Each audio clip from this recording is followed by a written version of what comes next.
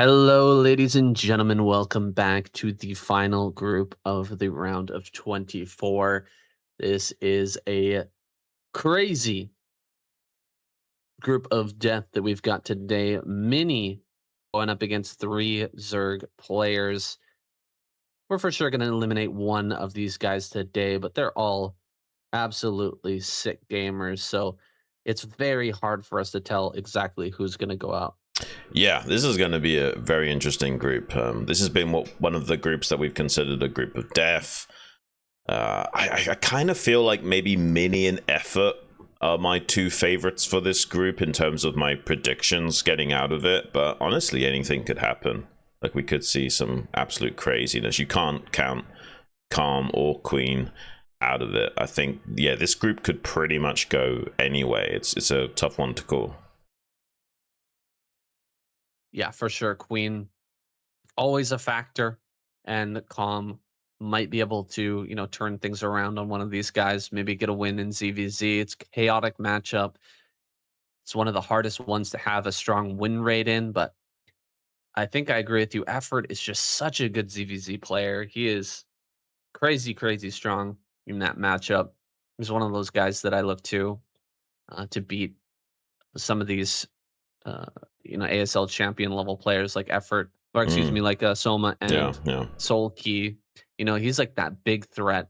Somebody who could actually take those guys out, kind of similar to Jadong, right? Right. So someone who these guys need to avoid if they want to win as a Zerg player. Sure. Yeah, I would say like Effort is probably quite similar to Soul Key in terms of his overall macro play style. However, he doesn't have the issue that Sulky has as far as the ZVZ matchup goes. Effort is quite potent in all three matchups, and yeah, he didn't make the cutoff date for the signups last ASL, which is why we didn't see him. So I'm kind of expecting him to smash through into this ASL guns a-blazing. We'll have to see.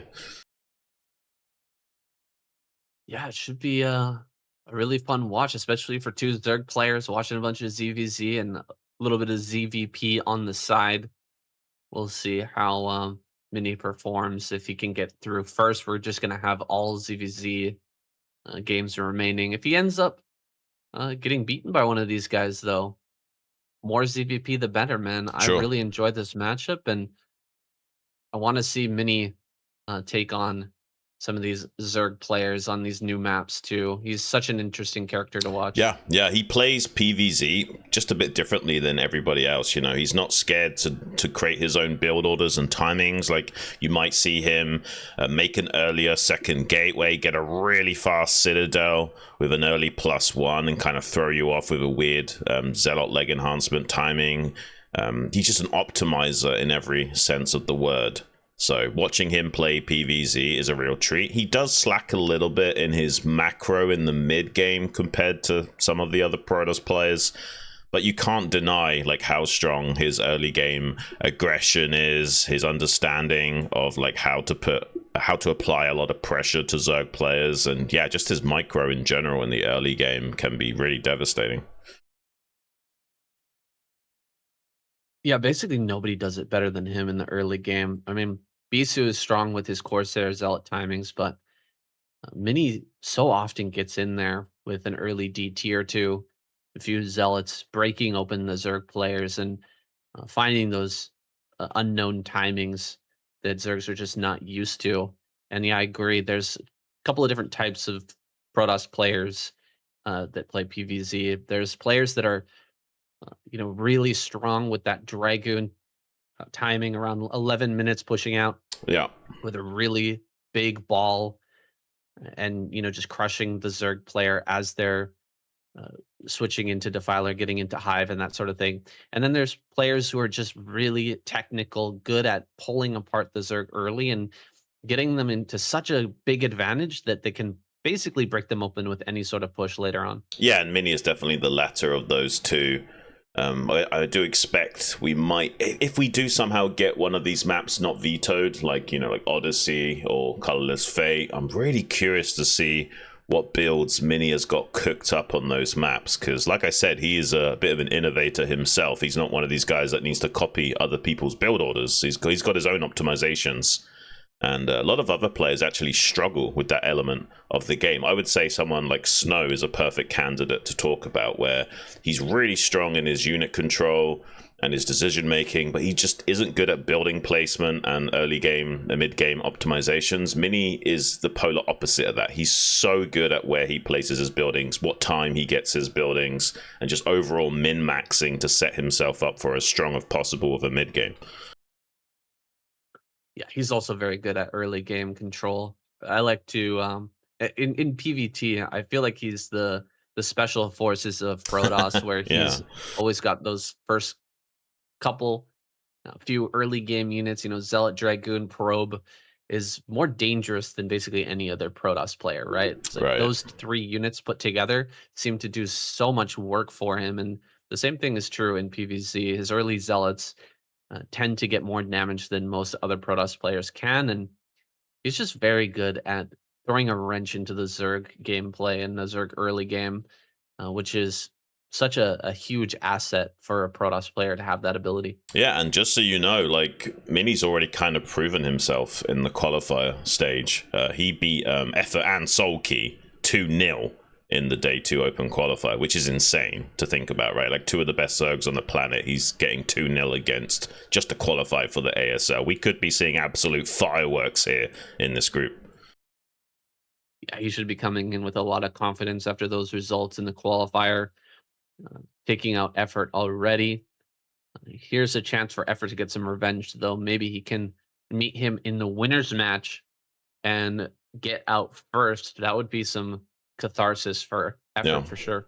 I mean, and talking about some of these Zergs that are alongside Mini in this group, I mean, once upon a time, Queen was so dominant in Zerg versus Protoss. He actually seemed kind of unstoppable in that matchup, and he got 2 ASL titles out of it. He's not quite playing at that ability now, but you never know. He might, you know, gradually rise up again and start taking the scene by storm, right? You know, StarCraft is like an ever-revolving wheel. Like, yes, you might get periods of dominance where a player is shining for a couple of years or so, but eventually they kind of fall out of fashion a little bit, or the other guys catch up and end up start knowing how to metagame them or whatever. You never really know who's going to be on top. At the moment, it has to be said that it is a bit of a Zerg's world.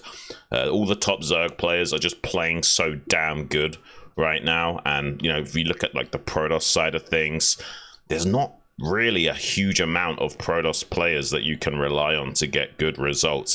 You could pretty much count on the one hand how many top Protoss players there are in the world right now. It's insane. But there are a few other players that are rising up slowly through the ranks. It just might take them a long time to get there, and Mini is one of those guys we rely on to give us good results for the Protoss dugout.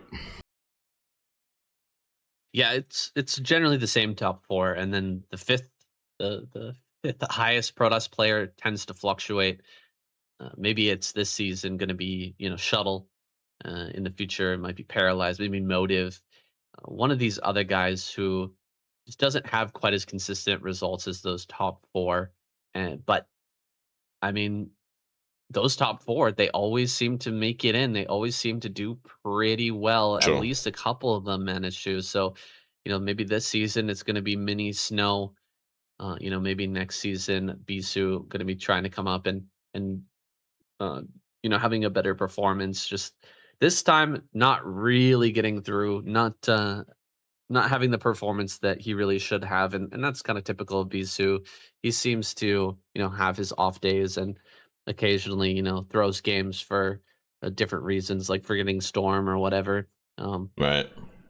Losing to Shuttle, I mean, he's not going to live that one down quickly. I wonder which one is going to follow him for longer, the missing the Storm or losing to Shuttle. Yeah, I don't know about that. I mean, I kind of feel like losing the Shuttle might be slightly worse in some regards. But just to do a little bit of a player breakdown for this group, we've got first up Mini, the great optimizer Protoss with strong early game unit control. He didn't qualify for the last season of ASL, and it seems to have lit a bit of a fire underneath him to prove himself this time around. He wears wears his heart on his sleeve. He's a bit of an emotional player rather than a mechanical archetype of gamer.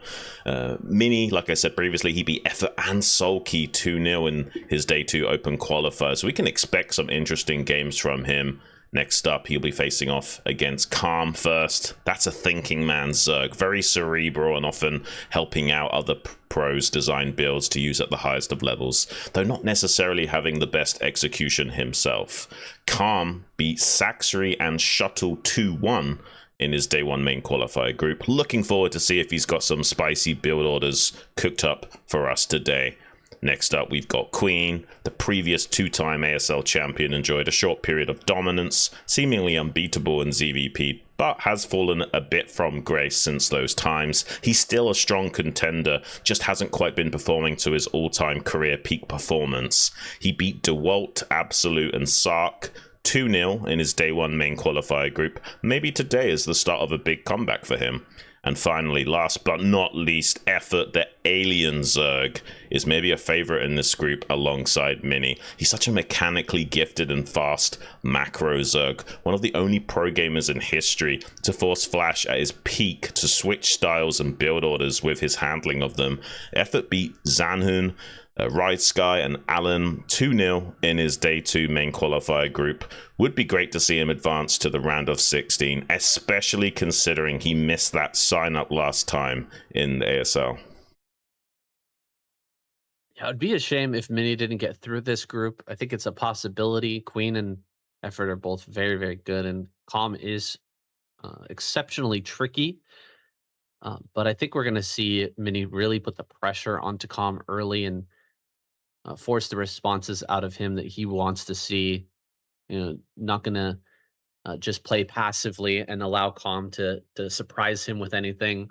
I hope that's the way that Mini wants to start this series off, because a win at the beginning would be huge for his chances of getting through. Whoever goes into the losers match between Effort and Queen is going to be tough to beat. Yeah, I mean, even though on paper I'm telling you guys that I think Mini and Effort are going to advance, it is a really tough group to call considering the best of one format, and there's going to be a lot of ZVZs as well between these other three guys. You don't quite know for sure what's going to happen, but I think in an ideal world we do at least have Mini through to the round of 16, just because, you know, there's a real short list of Protoss players. We do have you know, Best, Shuttle, and Snow already through to the round of 16, but it would be great to kind of keep the race distribution somewhat even and also get Mini in there as a fourth. I think that would be great. Yeah, I'm hoping we also see some of the new maps with CVC. I've been talking about it a lot so far, but it really is an interesting mix-up with Odyssey and uh, Backrooms. Excuse me. I keep wanting to say blockchain, shouldn't it? Just pops into my head every single time. But Crypto on the brain. yeah, Backrooms has gas, the gas in the natural pointed towards the ramp, so it's been uh, constructed specifically so that Zerg players can put a hatchery on the top of their ramp and then mine down the ramp, and you can mine that gas with just 4 drones and it becomes efficient. So it's pretty cool. It's a pretty cool map, pretty cool deviation.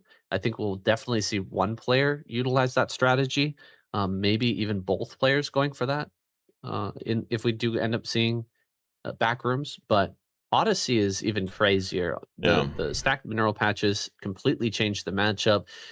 Uh, they changed the matchup in PvZ too, but although not that much, it's not that crazy. In ZVZ, it totally switches things up. I'd be interested to see like some 2v2 games on Backrooms, just because, you know, there's a lot of hatchery on ramp builds, and I think that would be an interesting factor, being able to mine a second gas in that fashion. Ooh, what's going to happen this group though, saying, like, I really do kind of, not just in terms of my predictions being Effort and Mini, but I think even in my heart, I want those two to win. I do like all 4 of these guys exceptionally well, but I do kind of have a slight leaning and a bit of a bias towards Mini and Effort getting out of this group. What are your predictions?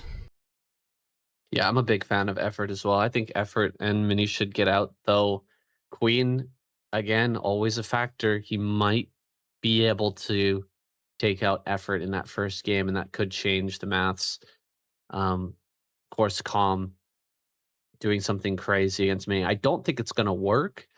I think Mini will win, but Calm might pull out something that gives him a real chance in taking out Mini first, and that's going to be very exciting to see. We're starting out on knockout guys, and then the players have 2 bans for the next couple of matches: the winners match and the finals match, losers match. By the way, So wouldn't you say Calm is the go the most popular streamer on stage in terms of like? I think he has like the most viewers, and he's probably the most charismatic guy on stage. on stage right now? Yeah, I'd say so. Calm has a really big following. There's a bunch of players that you wouldn't expect to have a really big following, but they have that personality. It's not necessarily how good they are at the game, but Calm is very strong. He's always a factor, and that big following, being on stage means that he's not really as nervous as some of the other players probably, right? Like, he's used to being in front of a lot of people. He's used to being the center of attention, and he probably won't have as many nerves going into this. I think just about all 4 of these guys probably feel hardly any nerves compared to someone like HM coming onto the stage and what have you. Yeah, they're just all pretty dialed into the scene. They've been around a long enough time where it's not really a huge factor for them anymore. I'm sure we'll be seeing some great games against all four of these guys. Again, I don't know for sure who would advance out of them, but yeah, would really love to see Effort and Mini through. But you can't count out Calm and Queen, man, especially with the ZVZs. And Queen is like, I don't know, for me, he's a bit of a light switch. Like, sometimes he's playing out of his mind, and sometimes he's playing a bit mediocre. You can never quite tell what Queen you're going to get until it's time to play the game. Calm, like I said before, not necessarily the best execution, but in terms of his ability to dissect the game and think outside the box and create creative strategies and builds, like, he's pretty much second to none in the scene. Man, I gotta say, Queen really pissed me off last season. Like, I was pretty frustrated with this guy last season because he cheesed out best. If you remember, he went for that cheesy build. It was like a hatchery out in the middle of the map, and like Ling rushed in with drones on the ramp. You remember that from last season, and then after that, he just didn't even look happy. He looked really upset, and then he played terribly in the next game and got knocked out. And I was like, man, Best could have gotten through that group if only Queen hadn't cheesed him through. And it felt like Queen just didn't have the motivation to even play seriously. So I felt pretty mad after that group. I agree. I'm a big fan of Best. It was a tragedy for me, but let's see if Queen's cleaned up his act to take on Effort today, and maybe get out of this group with some style. I completely concur with you. I was not happy with Queen that day either, man. I think I was even ranting to you about it off air, just because it was like he didn't even seem like he wanted to be there on stage, and like he didn't even want to qualify. He just wanted to go home, but cheesed out Best as a result of being frustrated. Oh, what are we gonna do? At least Best is through this time around. Looks like we're getting set up now. Game should be going live in a minute or two. Yeah, we got Mini on stage. He's locked in. He's got the claws out, of course. Famous for having very long nails and playing at an incredible speed. He's like one of the fastest Protoss players out there. Yeah, and look at those stats. Like, you can see this guy is a PVZ specialist. That is such an impressive win rate to have in the ASL. Like, a lot of Protoss players have a hard time against Zerg, not many. Like, and he looks very comfortable. A little bit of a boyish grin on his face right now as he gets set up. But he does tilt. If things go awry, he is liable to start tilting his head, throwing his mouth open, and getting frustrated. Like, he's one of those kind of like feel-good gamers where as long as he's on his vibe, he's absolutely fine. But as soon as he gets thrown off of that, he can kind of fall apart a little bit. Let's see if he can keep it together here today. Calm stats, not quite as impressive as Mini, but he is a bit of a lower tier player tier 4 player compared to these other guys, but he is very smart, understands the game on a deeper level, just needs to make sure his hands can execute what his brain is thinking. Yeah, that's always the challenge, man. That is the struggle with Brood War. It's so hard to keep up with what you actually want to do Right. to make it happen in the game when there's so many different things that can go wrong. There's so many different problems, just with control and getting your hotkeys ready and everything and moving out your units. Okay, we're getting started. Let's go. All right, guys. ASL Season 22, Round of 24, Group F, Game number 1, Mini versus Calm, Knockout.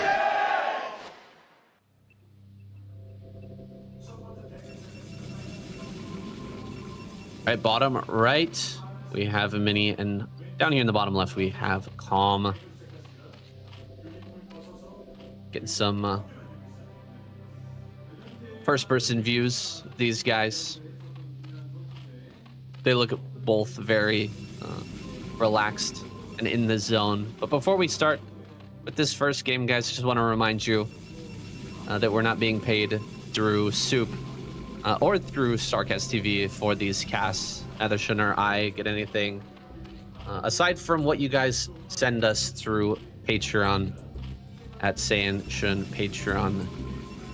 If you guys want to support us in what we do, and we do cast some other tournaments as well, including KCM and a few others. So if you are interested in that, you want to see more content from us, consider donating. And if you can't afford to, if you don't want to sign up to pay or for a paid plan, you can always sign up for free and get all kinds of information about what we're up to and what is happening with Brood War and things that we're going to be casting together. Yeah, and big thank you to everyone that does support us. It means the world to us. We can't almost believe that we're here casting the ASL for a few seasons now. Literally a dream come true. I mean, I think I speak for Saiyan, but I'm certainly speaking for myself when I say that. It's a real treat to bring you guys this live coverage. Oh, that's an interesting sign. He's got like LED lights, and what was that? Like, some of these guys really go the extra mile with their signs, man. That's seriously sick. If you guys ever get a chance to go to the ASL and participate in the live viewing of this amazing tournament, definitely recommend it. Highly recommend that you take the time to do so.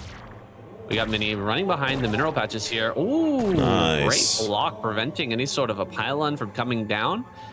And Mini, I mean, he's just going to turn around. He does go back towards the mineral patches, but he's lost so much health on this probe, it's not really viable anymore. Yeah, it's very common for Mini to do this. Like, he is a guy that, can open up with Gateway Expand or Forge Expand. He sometimes likes to throw out the potential of a cannon rush. So he'll make this early Forge, double scout, and if you don't respect it, and you don't have that drone in position ready to start dealing with that probe, you're in a world of hurt. So well played by Calm there. Now sending out a drone scout, trying to identify the location and starting build order of Mini. Because, theoretically, Mini could have been faking that cannon rush, right? So he doesn't know for sure that this is a Forge opening from Mini. So he needs to identify that. Yeah, and that probe was left over at the third base for a long time, and he's still hanging out around that area. I mean, Calm going into a very quick gas because he just can't get his third hatchery down, and Mini knows it. So this is going to be some sort of crazy tech build. What are the available options? Well, Mutalisk is definitely a threat, but there's also, of course, the threat of very quick Hydralisk, maybe even a Lurker bust. Yeah, look at this from Mini. So he's like now sending this second probe scout down just as the Lings are chasing away this probe. So that's going to guarantee him a scout inside the main base. Calm is not blocking that. That's great for Mini. The worst thing for a Protoss is being in the dark in this early game. He could actually run by though on this cannon. Might be better just kill the cannon. He's going to go for the surround. Mini tries to block with the probes, but he's going to get the cannon just barely. Not necessarily got enough follow-up links to really punish this, though, so I don't think this is the end of the world for Mini. A little bit of a misfortune, though. Going to try and see if he can get a probe inside the main base. Would have been maybe better for Calm to go for a run by there, just because killing the cannon doesn't necessarily accomplish a lot besides forcing a few extra minerals out of your opponent by reproducing it. Yeah, that's it's unfortunate. Just killing the cannon there really doesn't do too much, and we might see Mini actually force additional lings to be made, which is very difficult in a build like this. You're pretty tight on larva and minerals, so making more lings is not really what you want to do. He does finish up ling speed, so gonna finally clear out that pesky probe that's been scouting him this entire time. No second gas. So I don't see a Mutalisk timing coming from Calm, but what is this build with no third base? No, like, I think it doesn't really make a lot of sense. I think he will make Mutalisks. He's just not going to be able to make as many as he would like to. He's taking the third hatchery now. I think the goal is to just go up to like 5 Mutalisks and kind of represent a Mutalisk all in off of 2 bases. But he's actually going to take the third behind this. Like, look at the gas. It's lining up pretty nicely for 5 Mutalisks just as the Spire pops. He could also make 4 Mutalisks and a pair of Scourge. That would be fine too. Interesting enough, Mini made a Dragoon in support of these Zealots. Yeah, I'm pretty sure Calm will make at least 5 mutas here, maybe only 4 in a Scourge, but surely he's got to make some. There's no way he would go for an early Spire like this and make nothing. I think he's hoping to force a lot of cannons out of Mini in an overreaction. Maybe. And I mean, he threw down a hatchery right as the Spire finished, so he wasn't even able to make a full group of mutas at the moment when that Spire finished. He does make some Scourge, though. Will he be able to connect with this Corsair? Ooh, really close there. Mini being chased. He's just gonna probably sacrifice this Corsair to get the full scouting information. He sees no second gas, so now he's pretty well appraised of what's actually happening in this game, and I'm not so sure about this build from Calm anymore. Yeah, it's kind of like a variation. There is a build where you go like 2 hatch muta and you make like either 5 mutas or 4 mutas and a Scourge. Well, he actually kills the Corsair. That's huge. But yeah, there is a variation where you translate that into a 4 hatch Hydra, but he's doing a more macro variant where he doesn't make Mutalisks, just makes a few spores, takes a few Scourge, takes a lot of hatchery. So now he's got 5 hatchery and he's got a quick Queen's Nest and Evo Chamber. This is going to be some kind of Hive Rush build, it seems. This is really probably confusing Mini a little bit, especially after killing that Corsair. He's going to come and check this 9 o'clock base. Has some Zerglings, though, does Calm, to try and intercept this and prevent too many drone losses. But I guess at least Mini knows for sure that this is going to be a more macro variation of a build, but he doesn't know about the Queen's Nest yet. Oh gosh, just such good micro here. Look at all these Zealots dying on 1 HP. Just crazy strong micro from Mini, but it's barely not going to be enough as a few more lings filter in to finish off this StRyKeR, and no needles made. There's a queen. Whoa. Oh my gosh, Calm builds 1 queen. I think this might be for Ensnare? The green goo Ensnare? Yeah, I think it might be for Ensnare. Coming to me there. Yeah, I think you're right. Yeah. Oh my god. And then kill all the Corsairs. Oh my god, he's making more! Oh. He's gonna go Broodlings! What are we seeing? No way. This is crazy. Is a double Corsair build. Double my gosh. Corsair. I mean, it's on.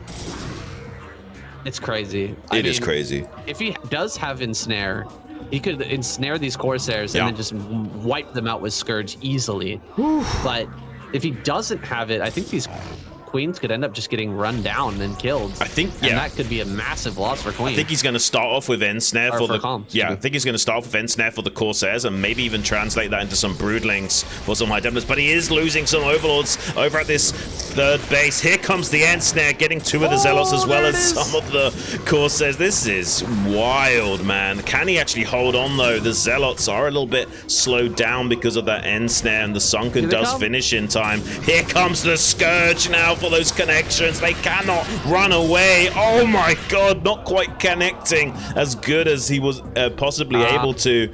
A bit of a whiff there from Calm. It's a very interesting build though. I like that we're seeing absolute craziness out of him. That was really a cool idea, but the Scourge were just not quite controlled correctly. Right.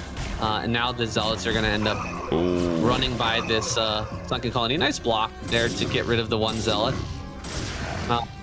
I don't know if Calm's going to be researching Brindling, but I can't imagine him not researching it with this many queens, right? It feels like you kind of have to make use of all of that energy in some way or another. There's another Zealot at the natural dealing some damage. Calm, again, working with some very big ideas, but having a hard time with the execution. Oh, a DT now making his way out on the map. Looks like it's sharking around this 9 o'clock base. Corsairs coming in to clear out the detection of those overlords. End snare goes down, but the end snare doesn't hit the DT. Okay, Parasite being used here. Some more Scourge connecting with the Corsairs, but again, not ideal. And now the DTs will have free reign on this 9 o'clock base. He's in trouble, man. The DT. Okay. The DT. Okay. There it is. Okay. He can actually deal with these DTs now. Yeah, that's like the only thing that's gonna save Calm here.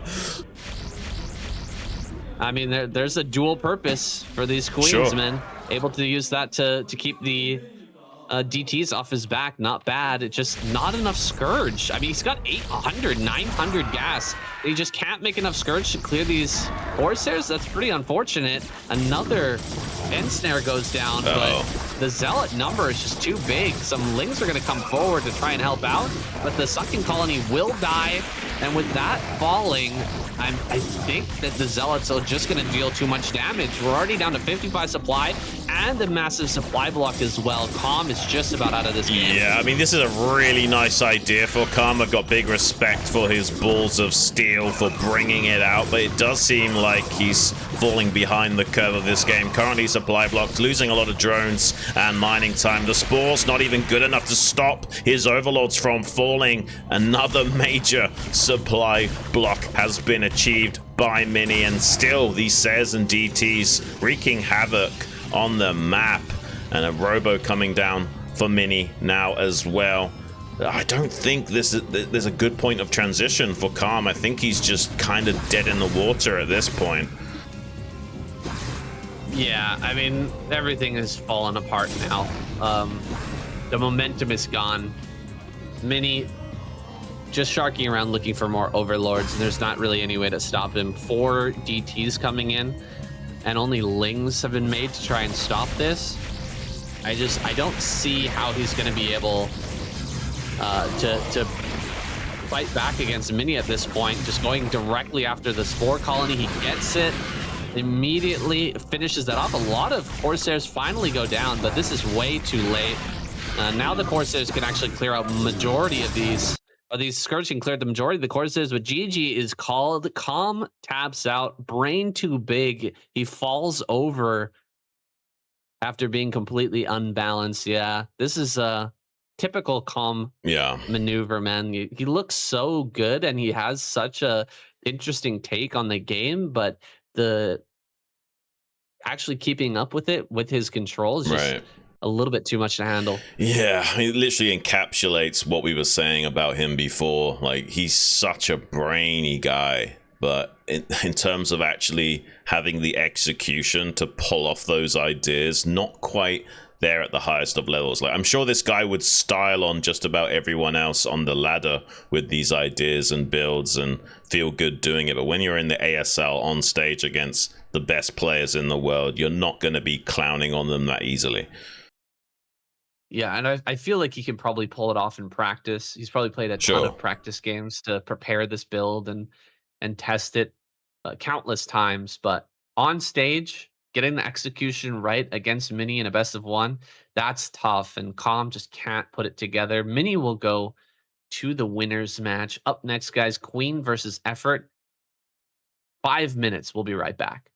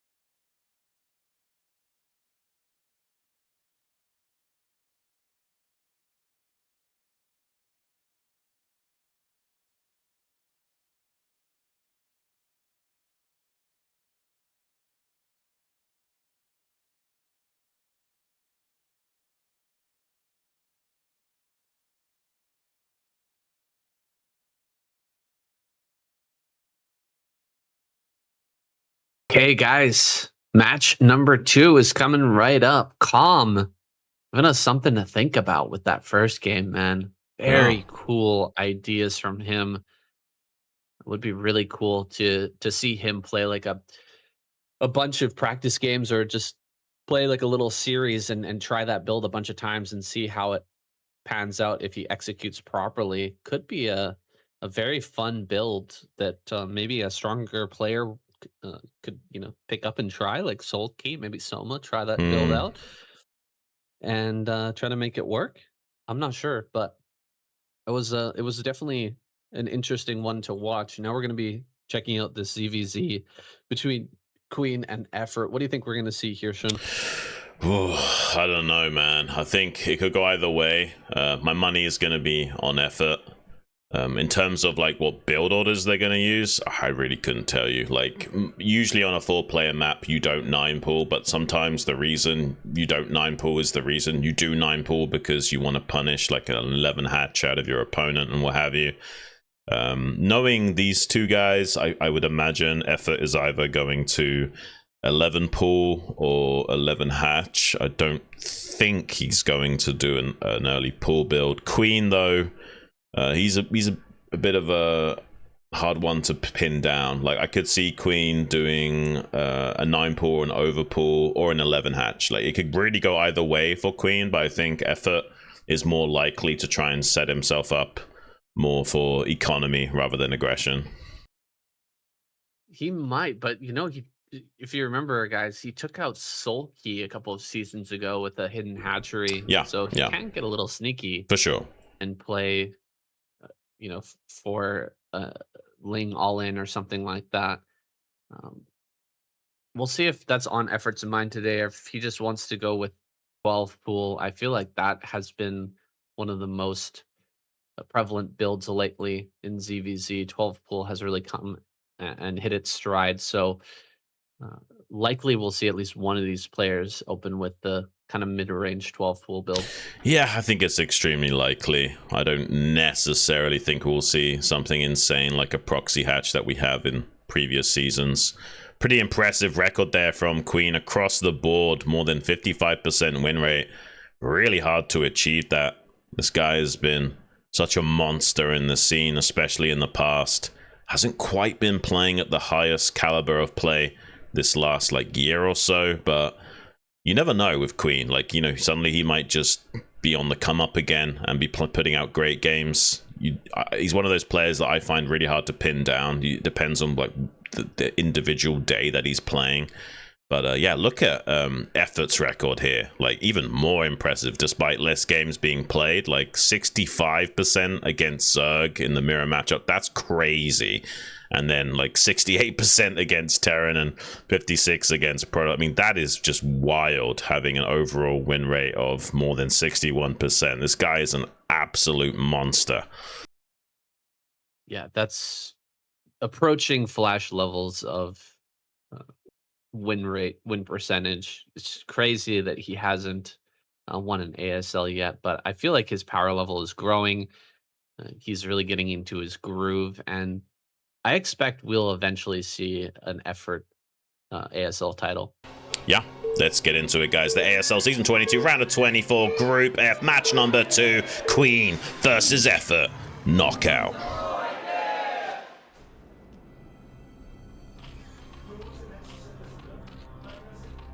Spawning down here in the bottom right, we've got Queen, and in the top right, Effort. A little bit unfortunate for Effort, he hasn't had the best of luck during the Kespa era. It was really coming into his own and becoming one of the most powerful players in the world right as StarCraft 2 was about to come out. Yeah. And so right around that time, he was beginning to dominate. If StarCraft 2 hadn't emerged and kind of stolen the thunder, we might have had a long period of domination from Effort, but right. Things being the way they are, he took a break from Brood War. He kind of disappeared for a while, but he's come back strong now in the most recent era, and he's improving dramatically.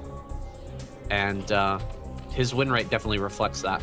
I mean, honestly, he kind of goes the way of King Leonidas in Greek times, like from the film 300, if you guys remember, where, you know, he made Xerxes bleed, he made Flash bleed, and showed that this guy wasn't quite as unstoppable as everyone was thinking. And that's an achievement in and of itself. But like you say, was just on the cusp of StarCraft 2 being around the corner and the whole scene getting flipped up on its head.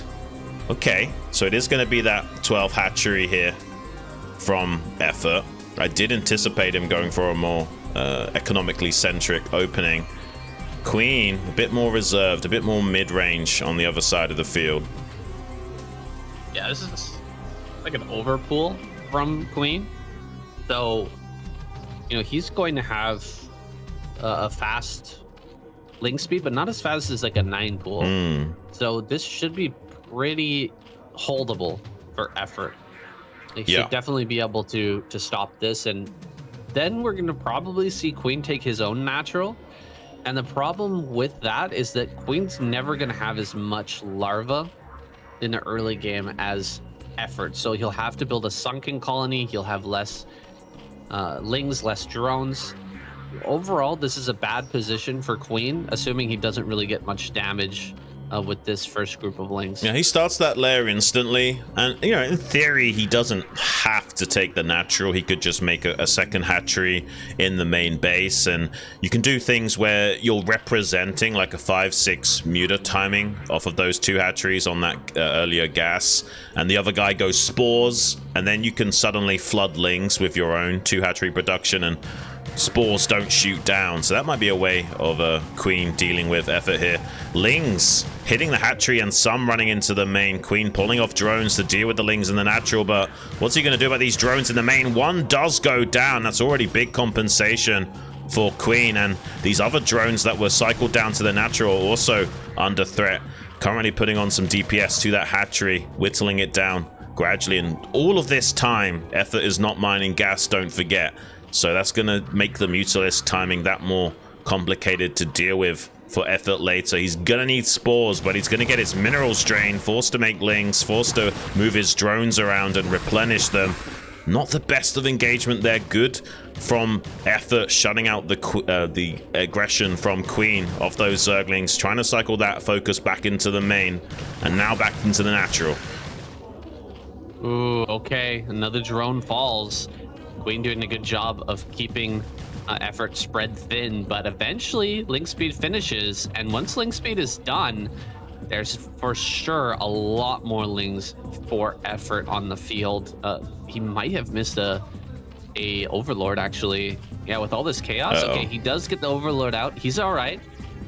Can make a round of drones. He'll have to get a few more drones out here. Ooh, Ling's trying to run past, but Queen loses one of them.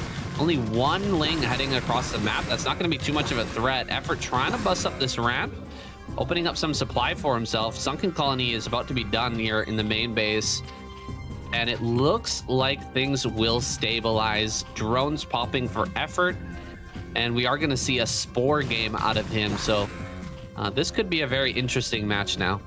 Yeah, and I mean, Queen doesn't have the luxury of a second hatchery worth of production. It's going to be a lot harder for him to flood lings to deal with this spore timing.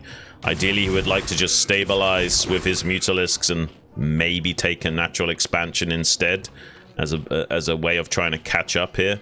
Like, even though there's a economic advantage for Effort, it's going to take him a long time to beat Queen in the air still. This is a bit of a weird situation in ZVZ where one player can't die to the Mutalisks but doesn't even have his own Mutas yet. Bit of a stab though from Effort going into the main base while the Mutalisks are distracted. Hunted down an Overlord, tries to go after the drones, can't quite find them. Good drone drill from Queen. Really good slipping of the low HP drones out of the firing line from the Zergling claws. Effort not finding that retaliatory damage he was looking for. Yeah, that was really nice control from Queen. Any amount of drone death is brutal when you've only got the one hatchery back at home. Just incredibly hard to bring yourself back from the brink at that point. Second sunken in the main is about to finish up. 3 meters, not going to be enough to one-shot, so he can easily pull these away. Sunken, our spore colony is done now. Any of these drones have a little bit of damage on them. Yeah, he can hit the gas, but he is going to take some damage back from the spore colony. Just the bounces, though, are actually killing some of these drones. There is an angle. Wow, he's finding the angle. Yeah, it's just barely. This is nice. He needs to be careful. Spore will have to be made. Yeah, the mutas will drift into the spore if he's not like manually stopping the mutas. He's trying to simplify the micro by just allowing himself to take a few shots here and there. Killing that gas is a pretty big deal. It's going to slow down effort a little bit here. But still, Queen doesn't have a natural expansion of his own on the way. Some more Zerglings from effort coming across the map. It's going to draw the attention of these mutas back home to defend. Even though there's a sunken here, you can still get drone damage, so it's a nice idea from effort to keep trying to stab into the main base at different periods in this game. Third spore coming up in the natural, even a fourth. One of those might be made into a sunken if there was 2 hatcheries from Queen, but he knows that's not a threat, so it's more likely just to be for spores. He needs more damage. 5 mutas come in, 1 drone falls, but yeah, he needs more than that. Overlord not quite in the right spot. You can see the idea from effort there to put the Overlord over the drone to prevent the snipe, but doesn't really work out for him. And Queen's been making almost non-stop Mutilas. Like, he's barely droned up at all. Yeah. So I really respect the number of spores that effort's making. Like, he's doing a really smart thing here by continuously pumping these out, because there's a very good chance that Queen will try to dive bomb and sure, just kill one of the spores if there's only 1 or 2 at the natural. Yeah, and these Zerglings are really important for effort, because Queen could, in theory, cut Mutalisk production and go up into like a ninja third hatchery as well, and go up into 3 gases to overwhelm effort the longer the game goes on. So I like the idea from effort just to kind of have a bit of a map presence with some Zerglings threatening Queen, so he can't just sneak out a drone for free. These Zerglings can go around and check the map every now and then and make sure there's no hidden bases, like at 6 o'clock, for example. I think he's actually sending a Zergling down there now, maybe. Not quite checking that base. So in theory, if Queen did sneak out a drone onto the map, maybe effort wouldn't scout it. I mean, I kind of like that style to deal with the spore player, is to just get a third out really quick. Drone up heavy and stay ahead in upgrades, because you're definitely you've already got the spire down. You just start the upgrade and you'll be infinitely ahead. You'll be ahead forever for the rest of the game. You'll never fall behind. So that advantage in Mutalisk battle fights, just, it can't be understated, or can't be overstated, excuse me. Yeah. Effort adds another hatchery in his main. Gas coming up in the natural for Queen, as he just keeps batting away these little pokes and prods from effort with the lings. You always got to keep doing this, because if any lings slip by, you get an opportunity to get into that main base, kill a couple of drones that can almost win you the game. So I like that effort's continuing to try this, but Queen's doing a great job of shutting it down. He is, yeah, but on the one hand, a drone is sneaking out for effort. He might be the guy to ninja a third base here. That's super interesting. That's a different take. Usually the spore player doesn't do this. It's usually the other way around, like Saiyan and I was saying. So if he gets away with this, that could be devastating for Queen. But I'm also curious who started an upgrade first, because Queen did more or less non-stop Mutalisk production. There is a small possibility that effort started an upgrade on his air forces before Queen did. That is a possibility. Gonna go after an Overlord. Now, it feels like a bad trade, killing off an Overlord, but when you know that your opponent is a little bit light on drones and they don't have a ton of mineral income, this can actually hiccup them a lot, because they need to add an extra Overlord, and they can't really make drones to improve their mineral income. So sure, you can see Queen's starting to bank up a lot of gas right now, because he just can't spend it. So killing off the Overlord, definitely better than losing, or than just losing the Scourge for free. Look at this star sense from Queen, just scouting out this ninja base with a Scourge. That is insane. Wow, the star sense is otherworldly here. He can't necessarily kill it right this second, but he's got such an air superiority that it's not going to be hard for him to deal with that hatchery at some point in this game. He just needs to be careful when he does it, because if he moves out now and suddenly Effort flies in with just a handful of Mutalisks, he could lose his drones. Yeah, this is a problem that Effort has posed to Queen. Is you can go up there you can send lings up there, but then you have to make a bunch of lings and stop some of your Mutalisk production. And then also Effort still has a lot more production in terms of hatcheries than Queen, so he can easily match the number of lings. And if you send the Mutas up there, then he can counterattack you. It's a problem right now for Queen, and he's gonna send lings, but I don't think this will be enough. He's bringing the rest of the Mutas. Effort, I don't think he has enough to engage this, so the counterattack's definitely gonna be the right move. Yeah, oh, by the way, Queen did start +1 Carapace. He's got the upgrade advantage now, so he's going to be reducing the incoming Mutalisk bounces of those glaives by about 2.2 per shot on average. That's such an advantage in those air battles. A lot of Zerglings here for Queen, trying to break up into that top left ninja expansion. Some Mutalisks of Effort do try and reinforce from behind, but a small squad of 4 Mutalisks coming in to support that. It's drawing the attention of Effort to that top left quadrant with his own Mutalisk. Maybe a good opportunity for Queen to intercept and force an air battle. Effort just now finishing his own +1 flyer Carapace as well. Oh yeah, this is scary. You're going to bring a ton of Mutas over here, and now that Queen sees the Mutas are present, he knows that there's no potential for a counterattack from Effort, and Effort's hiding some of his Mutas up in the top left-hand corner. There's like a bunch of Mutas just chilling up there. Oh, Lings. Oh no, that's Lings. 23 HP on that. Yeah. Where are the rest of the Mutas from Effort?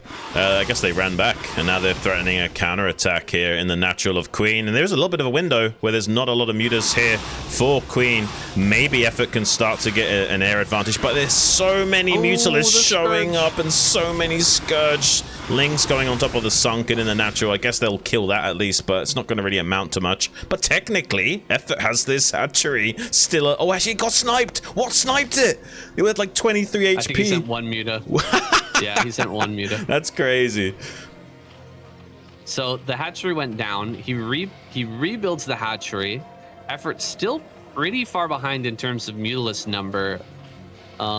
Wasn't able to save that base. I thought he'd start building spores over at that location immediately once it came up, so that Lings could defend on their own, but he didn't have any spores available. And the small group of Mutas forced the hand of Effort there. That's a very good tactical play from Queen. He's found a way around this.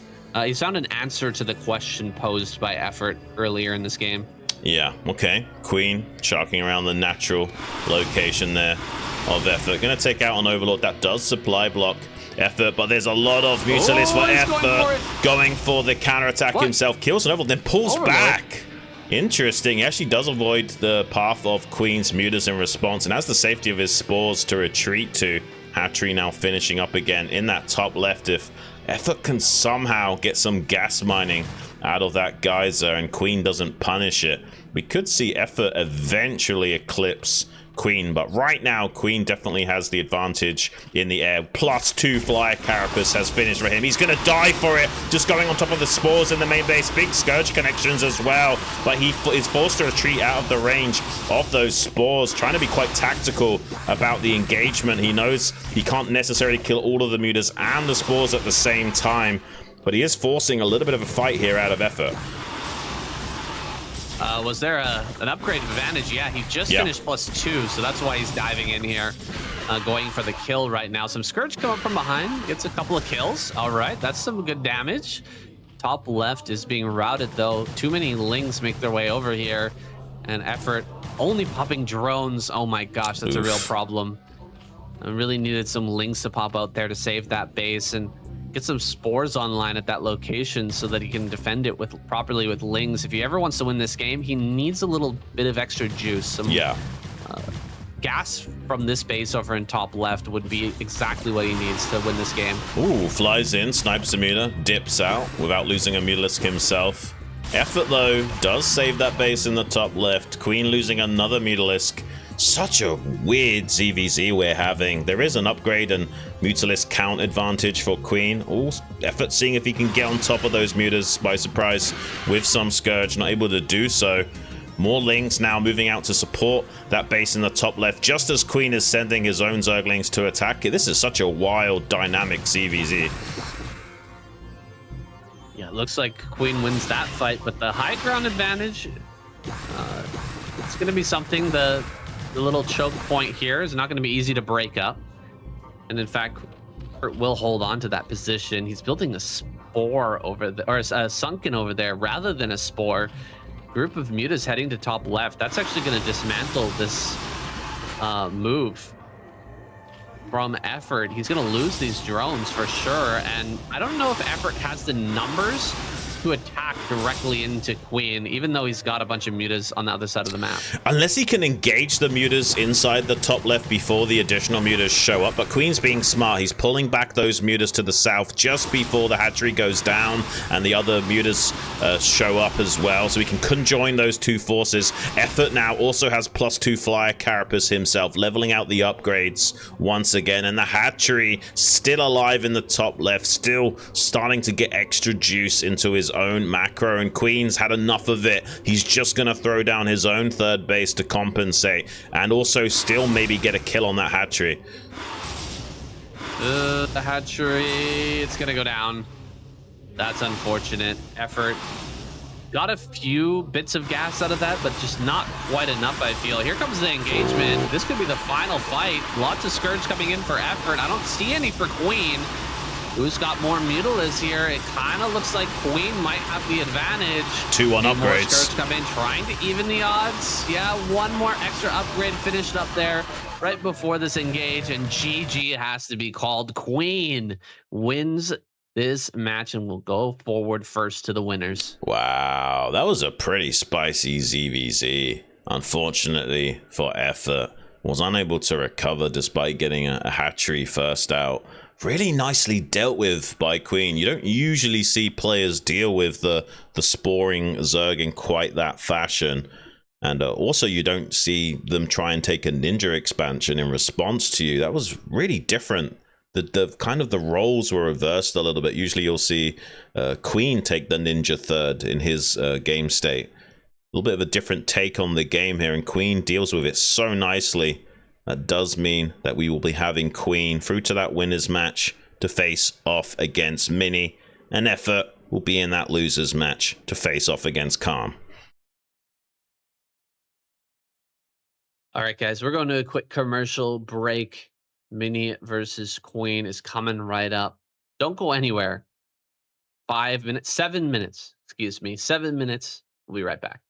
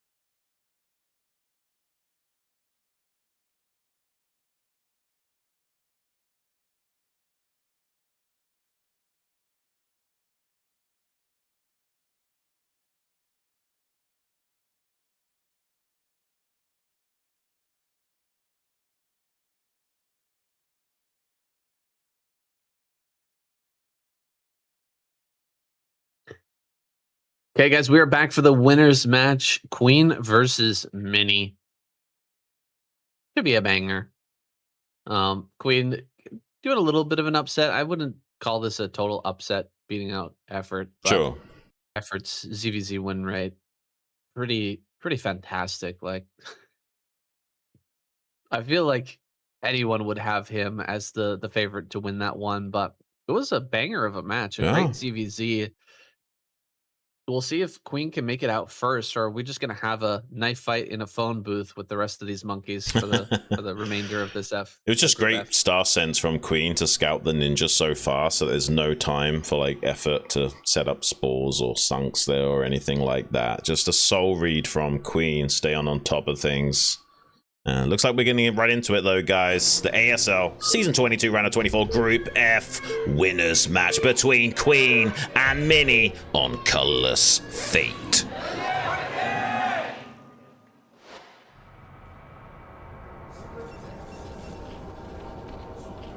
Queen spawning over here on the left, Mini on the right, and we're on Colorless Fate.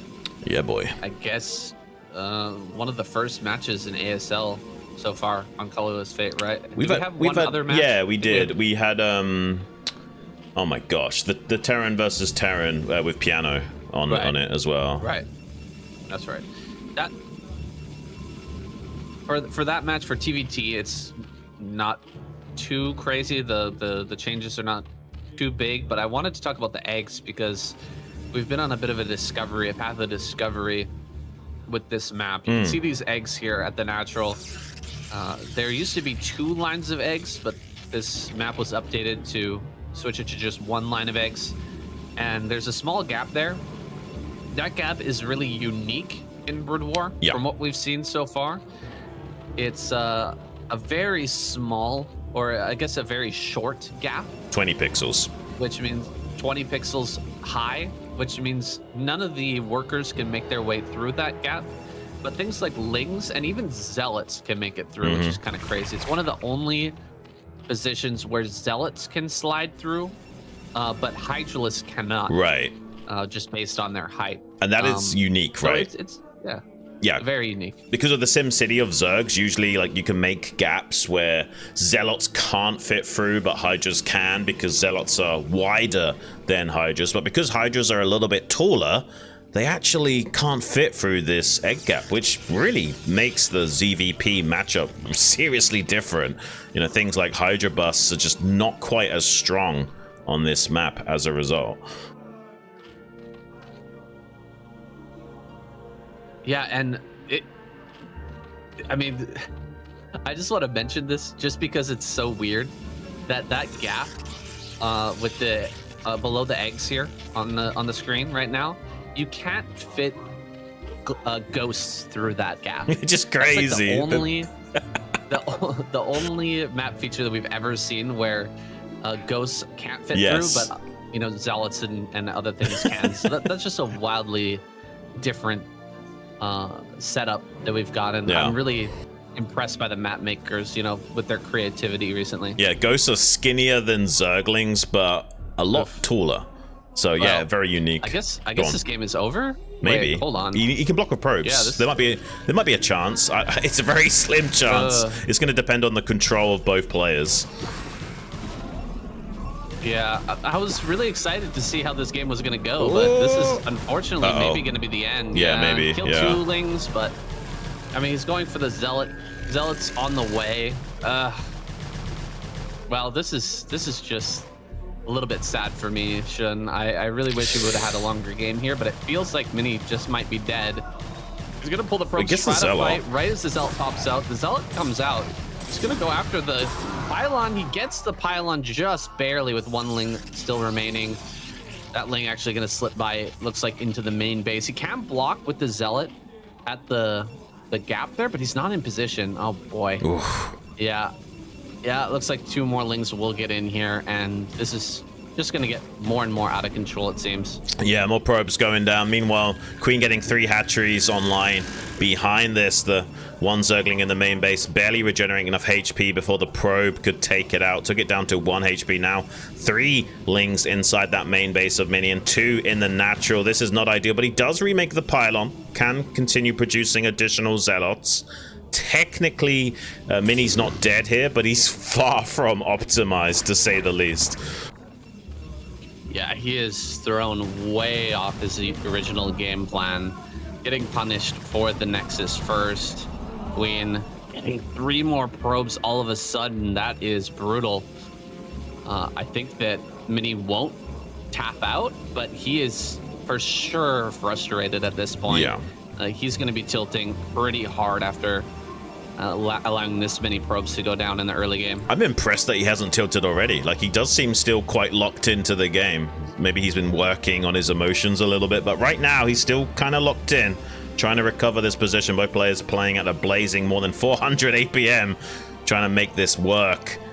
Probe scout at the top left could harass the probe, the drone that's mining as well, but some Lings pop out there, so that's not going to happen. And even the Zealot in the middle of the map going to be intercepted by a squad of 4 Zerglings. Nothing kind of going Mini's way right now, and still with these Zerglings in the main base, causing a little bit of havoc as well. Tries to tuck this Zealot behind the gas geyser and minerals, but Queen's gonna deal with that handily enough. And that Stargate is so late. Oh my gosh, Saiyan. Like, he's thrown the timings of Mini completely out the window. Yeah, the chances of Mini, unfortunately, are very low at this point. Very likely gonna see Mini get overwhelmed here in the mid game.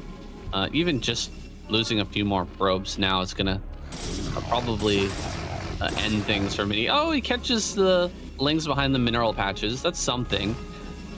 Getting rid of a few of those. Looks like cross-tech build from Queen. Going for a Spire and getting his Hydra Den right now. He actually didn't throw down the Spire, I don't think, yet. Oh, he didn't throw down the Spire. Yeah, okay. I think so. That's interesting. Finally gets rid of the Lings. That's at least one small thing in the favor of Mini for the time being. He's not got any scouting information, but Corsair is out, gonna send it straight across the map and find out what's going on. Oh, actually, he just goes for the Overload. I really thought he would come in and get some information. It's pure Hydralus right now, so Mini needs to know about that. Yeah, this does look like it's going to be some kind of pre-storm timing from Queen. Seems like he's circumnavigating, throwing down that Spire, at least for a while. He might eventually make it still, but he's got so many hatcheries, and with that Hydra Den does make me wonder if he's just going to produce a ton of those Hydralis and walk across the map and eventually kill Mini with it. Okay, yes, an Evo chamber, not even a Spire in the main base, so he's still setting himself up for a possible mid to late game transition if he can't just right off the bat kill Mini. And that's something you see from a lot of pro gamers. They don't necessarily go for the kill when their opponent is behind. They'll just sometimes, you know, slip back into macro mode and have such a strong mid game as a result. Yeah, maybe Queen is planning to just lock down his side of the map. It's a very strong way to play on Colorless Fate because the center of the map is so choked up. If you go directly into lurkers, right, you can hold down extra 4th and even 5th base pretty happily on this map, and then go into Hive and just have a very strong late game. It seems like we might be heading in that direction, just with a lot of early game advantage. We'll see if Mini can do anything, because usually, you know, Mini's timings are so crisp. He's barely able to break in and deal a little bit of damage to the Zerg player, but with Queen having this much of a lead early on, it feels like he should be able to just deny any sort of move from Mini at this point. Yeah, there's basically like 3 choke points you need to worry about for the Protoss getting over to your side of the map via the 6 o'clock and 12 o'clock, as well as the 2 choke points in the center. And that the style of Queen back in the day when he was a 2-time ASL champion was to basically play that style where, you know, he would just sit out on the center of the map with choke points, with lots of lurkers, and just be in pure macro mode taking expansions. Might go for that here as well. Leg enhancements just now kicking in for Mini. Has some Zealots there. Lot of Hydras though from Queen. Might be able to make short work of this. Unfortunately, he's body blocking all of these Zealots in. They're falling so quickly. Oh no, this has gone disastrously bad for Mini. Yeah, that's kind of what I would say. It's like, usually these timings from Mini, they look really powerful, but when you're this far behind, the power is just not there. It's just so far behind, you can't really get anything done with this, and the fourth base is going to start. He's already lost, Mini's already lost so many Zealots.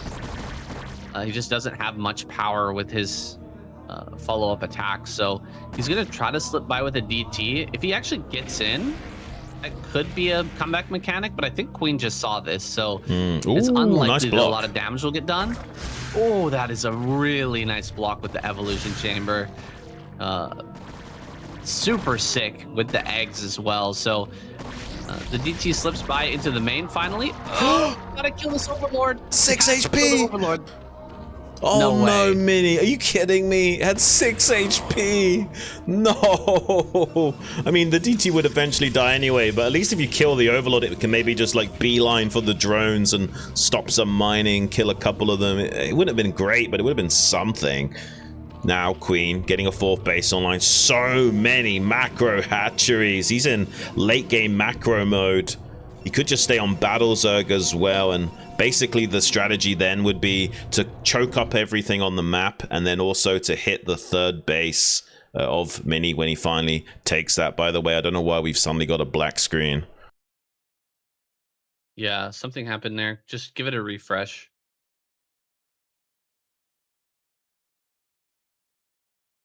Okay, I think we're back. Oh, that was strange. Apologies for that, guys. Just give it a moment for the resolution to kick in. There we go. Technical difficulties. It is what it is. Standard for live events. But don't think we missed anything too important. Queen continuing to macro up. Building a ton of lurkers, and he's even going to potentially deny this extra base down here. Oh, went for some drops as well. Yeah. Queen trying to get some lurker drops in. That's pretty sick. Yeah, I guess like theoretically there's a way Mini can win this game. It's just going to be a real slog and a grind to get there. Another DT though, trying to get in here. There is plenty of Overlords to spot for that, and Hydra's blocking the ramp into the main base, so unfortunately, no, says Queen. And here comes maybe another lurker drop into the natural expansion. How many probes will go down? Can he avoid disaster? 3 so far. Does manage to evacuate the majority of those probes. Cycles that one lurker into the main base now, just causing as much of a nightmare to Mini as he possibly can. It's outside the range of the cannon. Loses another couple of probes, and no detection here. He's going to maybe have to rely on Storm to get rid of this. Yeah, he will have to rely on Storm there. Luckily, managed to get a single hit on that lurker before it burrowed. So, single Storm will finish it off. And now Mini, I mean, where do we go from here? Is he going to try to push out and take a 3rd base? I guess he has to. I don't think a push can work. Yeah. Like, yeah, there's not really any other choice at the moment. He's still trying to get some drops going. Got to get a DT in the main, but even that's going to be very difficult with Queen this far ahead. He's just got to worry about some sort of damage, some sort of move like this. He's not really concerned about the push potential of Mini at this moment. Are you kidding me? He finds the shuttle as well. Oh, it's so low. Oh, nothing going well for Mini in this game. And he also has to worry about the potential of a doom drop from Queen when he does take his 3rd. Like, Mini is just never going to be safe for the time being. He's seeing if he can get around to the northern hemisphere of the map. Oh, his army's going to be boxed in once again. Needs to get these Zealots out of dodge stat. Unfortunately, some of them will go down. This is just not looking good for our Protoss player. He's not going to be eliminated losing this game, but would mean that his tournament life would still be at stake going through to that final match. And oh no, is he going to catch the shuttle on the retreat as well? Kind of looks like he will. Oh gosh, Queen barely misses out on it. Oh, no way. Wait, it's so low. 2 shots. Very close to losing that shuttle. It didn't have anything in it, looks like. DTs were dropped off at the top center. And he's going to try to make some use out of that. And he catches a few Hydras here and there. Game's not 100% over, but all of his attempts to find himself little advantages have completely been thwarted. These DTs really haven't gotten the damage that they needed to do to give himself a chance in this game. Oh my gosh, there's going to be like a lurker for every Dragoon that Mini has, and then some. Seems like he's shifting out of Battle Zerg mode. No longer wants to go for the strategy of killing the third base of Mini. Just wants to go into Hive and just sit back and macro like a madman and try and max out as quickly as he can. Does give a tiny window for Mini to find some good skirmishes and trades before, you know, the Dark Swarm can come down and nullify the Dragoons and Plaguers online, but it doesn't look like there's much wiggle room for Mini still. Technically, these choke points do help out skirmishing with Storm, but when the Zerg is this far ahead, I don't think it's going to be accomplishing enough for Mini. Yeah, he floats through the main base, sees everything that's being made there. Lots of evolution chambers and late game Zerg setup. It'll be extremely difficult to defend against. Oh, double Defiler Mound, I think? Defiler Mound in the main so, and yeah. the natural? I think so. He's going to be getting Consume and Plague at the same time. Should be hitting a nice timing with that. It'll be almost impossible for Mini to push through this. He's going to throw down a couple of Storms and try to trade out the best he can, but just imagine the size of army that you would need to push through all of that lurker defense. It's just a crazy amount of forces. Yeah, Queen is actually way ahead in supply at this point as well by like 20. Gonna try and see if he can get a cancel on this Nexus. He does get it. Uh-oh. It's just going from bad to worse for Mini. And I love that Queen has kind of like put some Sunkens into that choke as well. Okay, this is something. He's going to delay this expansion of Queen, but these are very micro victories for Mini. He needs like another 10 victories like that to slowly claw his way back into the game. And by that point, the Zerg will already be maxed out with Plague. It's going to be bad news bears for him. He's going into Reavers. Not a bad choice to try and get some cost-efficient trades going his way, especially having some splash damage potential underneath Dark Swarms as well as just Storm could help him out. Well, this is a slightly better angle for Mini coming down this ramp. I mean, he can shoot from high ground, and any of the forces that are coming down from the other ramp can be stormed pretty efficiently. However, Plague is now activated, and a lot of those Dragoons are going to get cleaned up pretty efficiently. Mini gonna come back in, try to get some more trades out on this army, but immediately another vicious Plague from Queen. He's having such a hard time getting anything done this game. There's another Plague. Almost all of the Dragoons have been doused in that chili sauce, and Mini not looking good, man. He's really having a hard time roaming and actually doing anything against this army. Here comes Queen, pulling everything forward. Tons of lurkers here. Darkstorm gonna go down, but lurkers are pretty stacked up.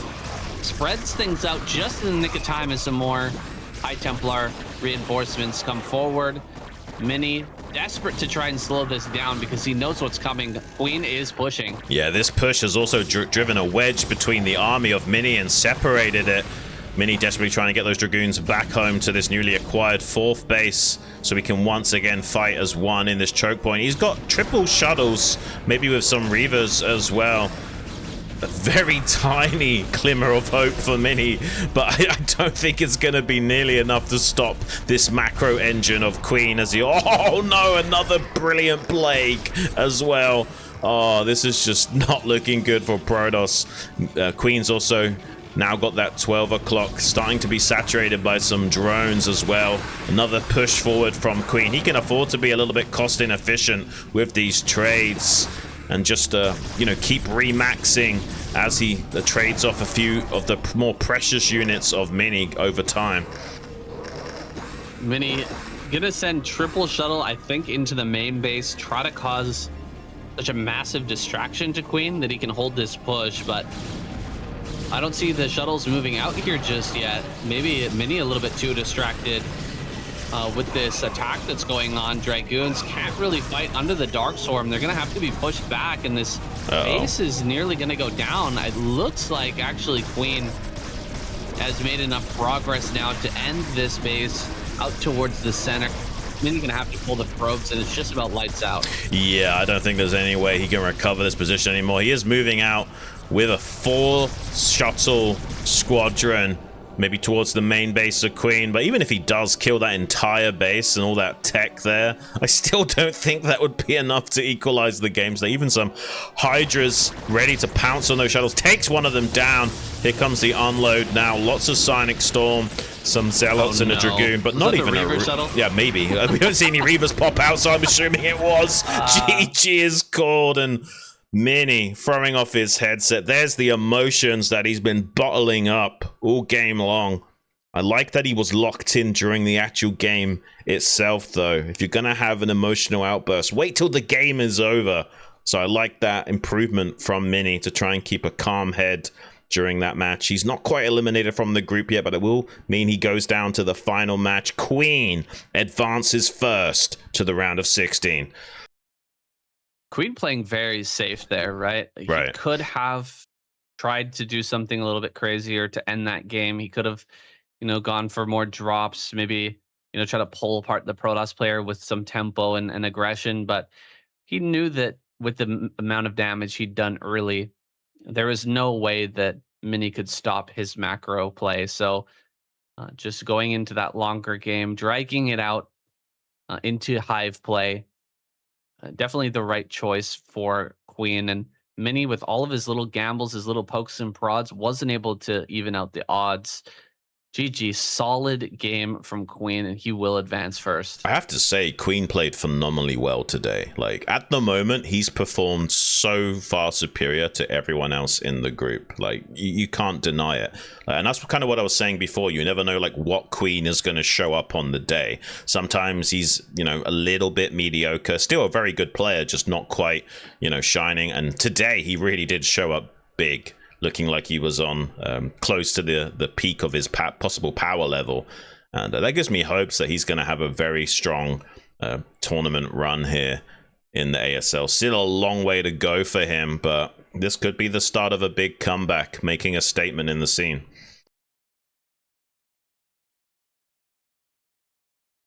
Yeah, got a very big advantage there early versus Mini.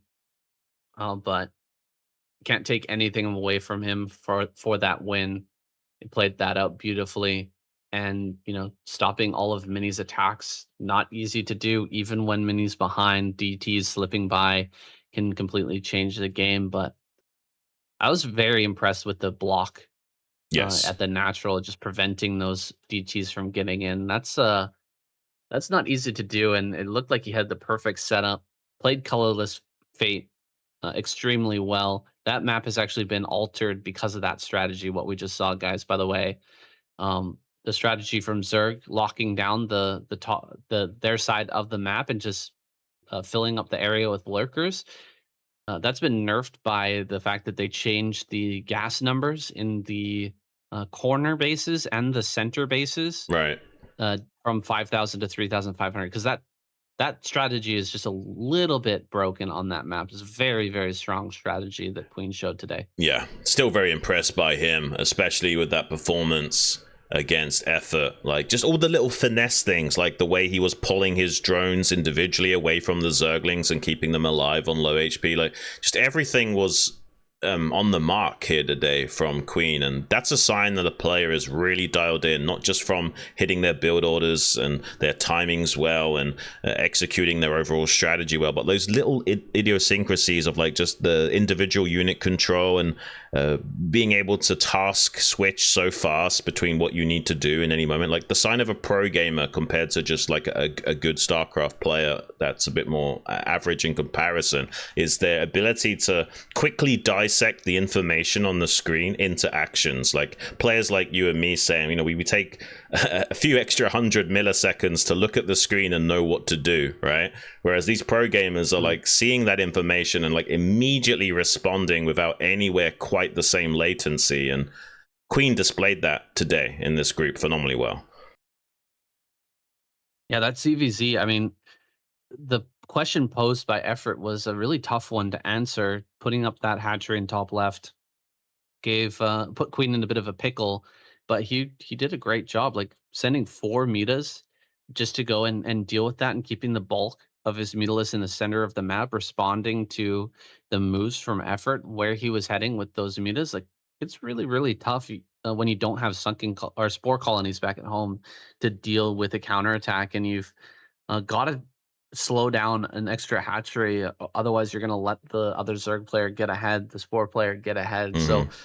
I'm very impressed with this play today. Absolutely deserves this win and to advance into the round of 16. And I'm also happy we've got Mini still in the mix here. Yeah. We're gonna get another PVZ in that finals match. Will it be Calm or Effort? His opponent. We're about to find out. 5 minutes, guys. We'll be right back.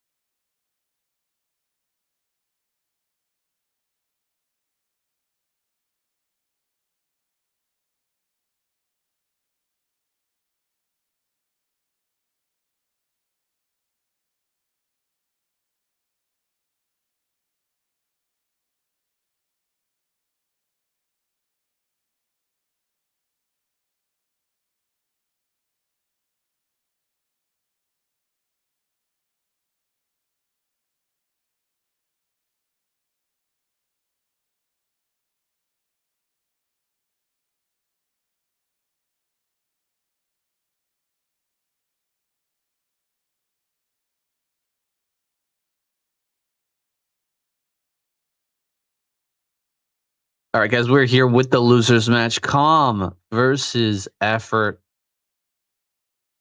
A little ZVZ won't hurt.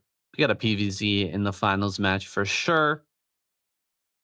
I assume that we're going to see Effort making it through, but Calm, with his creativity, might pull out something interesting for us to watch. Yeah, I really don't know what to expect, especially after that build he did against Mini. Fireworks could fly here.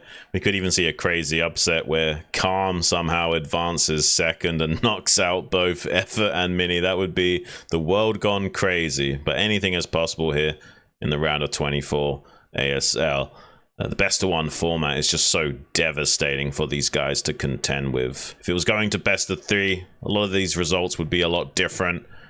As it stands, though, looks like both players getting ready now for their ZVZ. Let's get into it, guys. The ASL Season 22, Round of 24, Group F losers match between Calm and Effort on Attitude.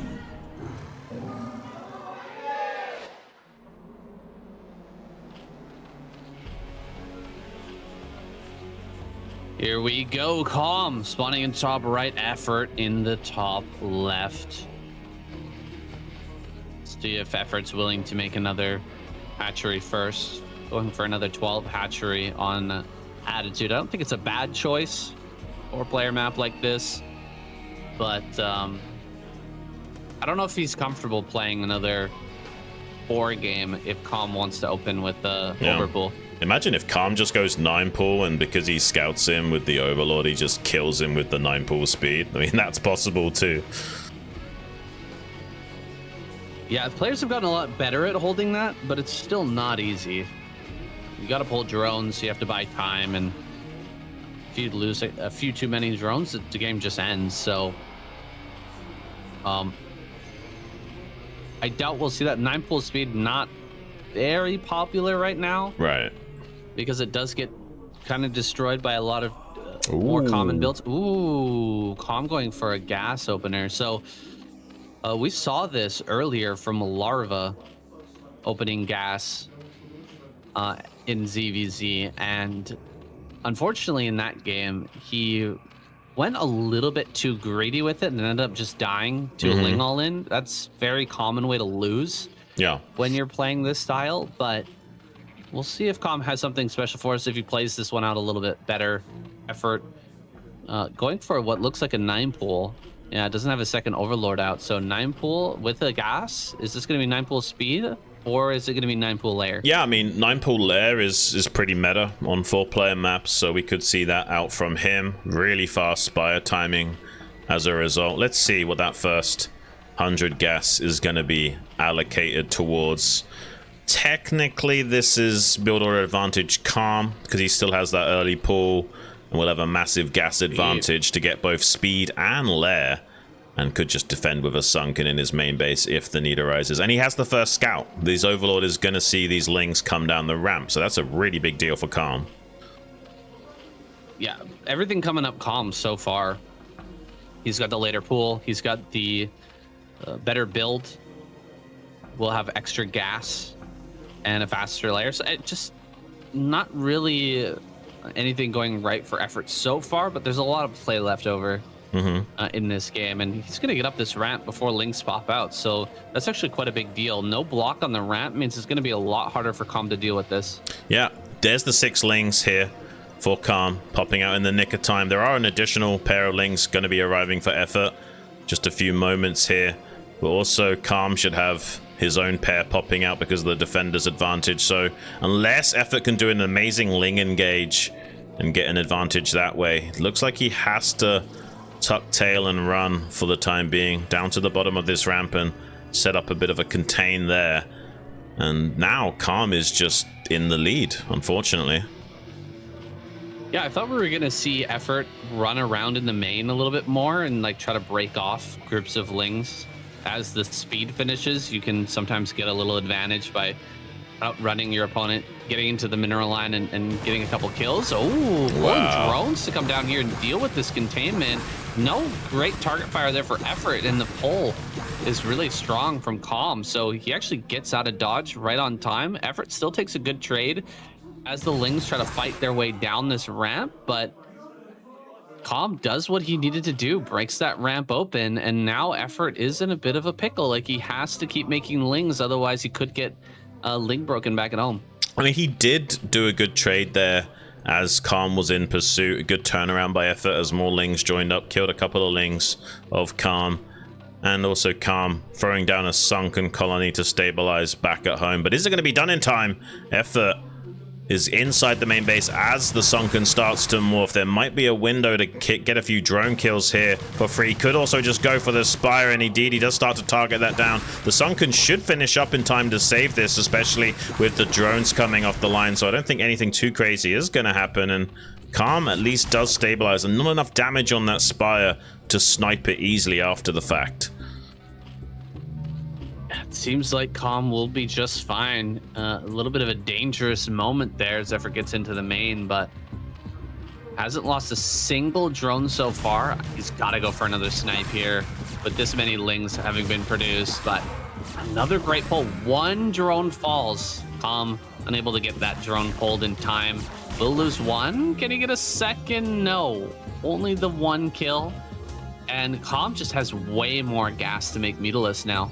Yeah, I mean, he probably might have to make a pair of Scourge if things go awry and like the Zerglings keep delaying the drone mining and kill another drone. Then he might have to use that gas for Scourge at some point. But ideally, you want to just keep it banked and gradually transfer it into more and more Mutalisks as time progresses. He's currently supply blocked though with that Overlord going down, so that's a little bit of tempo going Effort's way finally.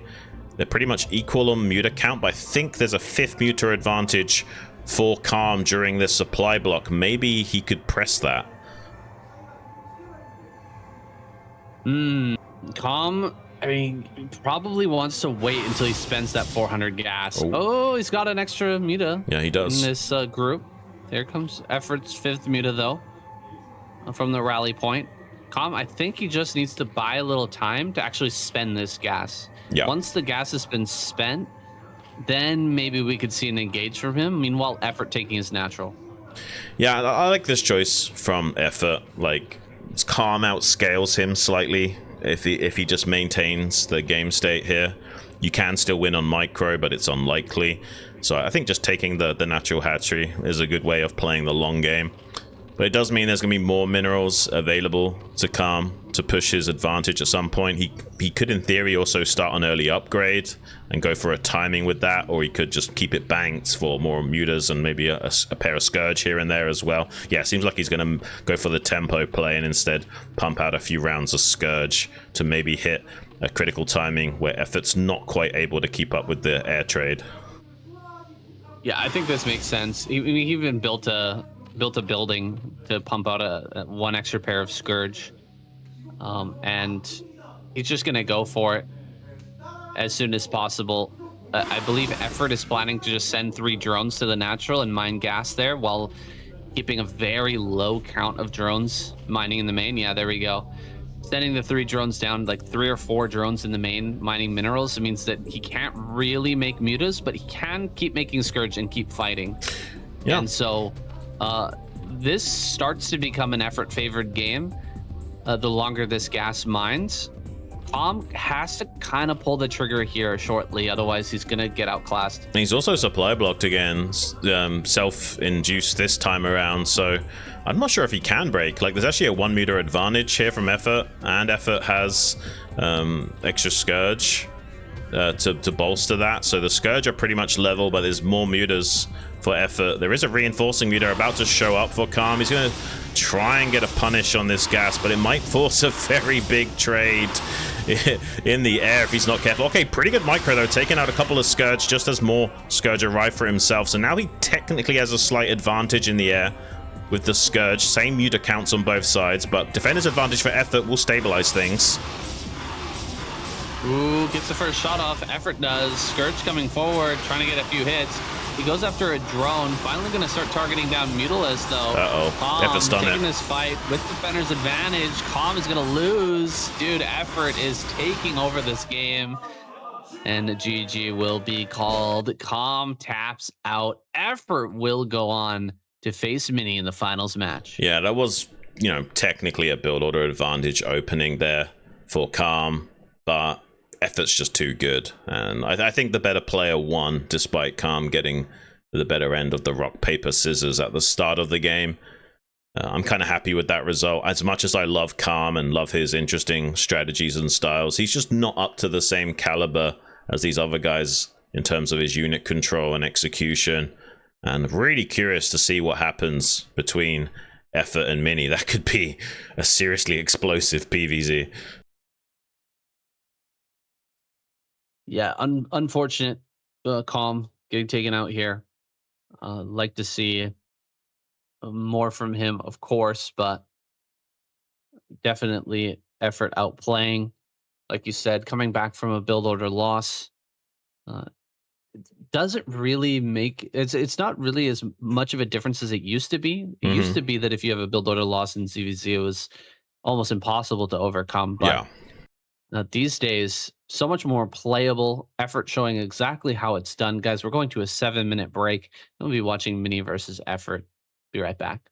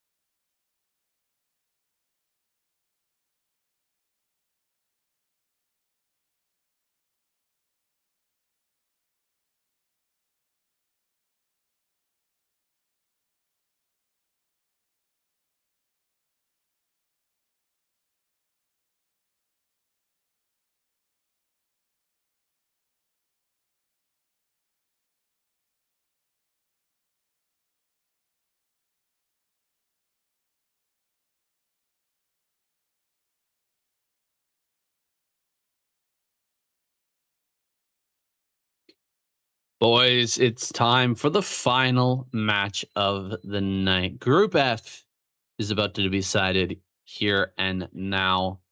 Mini versus Effort for our final match. What a glorious final.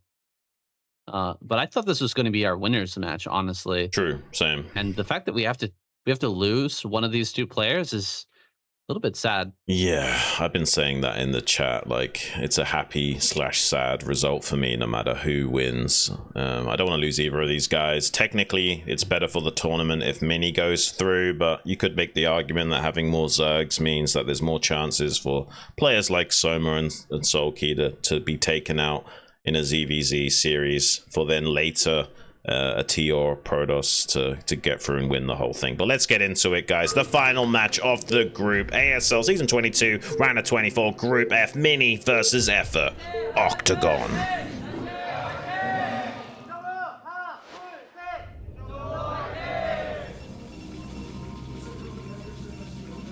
Mini spawning at the bottom left on your screen now, and Effort down here in the bottom right.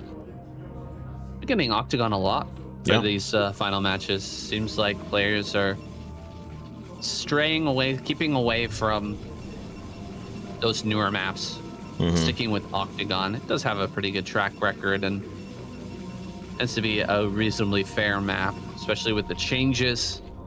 Just want to mention, the middle of the map has a lot less buildable terrain now, and the entrance to the natural has a lot less buildable terrain as well, mostly affecting the TVP matchup, but there's something to note that they're continuing to update this map, even though it is historically quite balanced. Yeah, I think they've also made it so that at the 12, 3, 6, and 9, you can wall off those gaps with just 2 pylons, which helps out in TVP as well. But yeah, it doesn't really affect PvZ a whole lot, if at all. Let's see what these two guys have got in store for us. Quick pull coming down here from Effort, not wanting to get greedy with a hatchery first. Maybe a wise choice against Mini.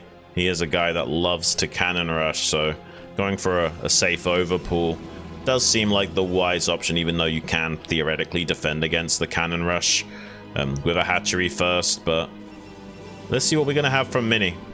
Possibility here that he could have thrown down a Nexus first, but doesn't look like it. Looks like it's just going to be a 12 Forge. All right, popping down the Forge. Gonna be throwing out his expansion here. I guess he's learned his lesson from that match versus Queen, not to go for a greedy Nexus versus these Zerg players, but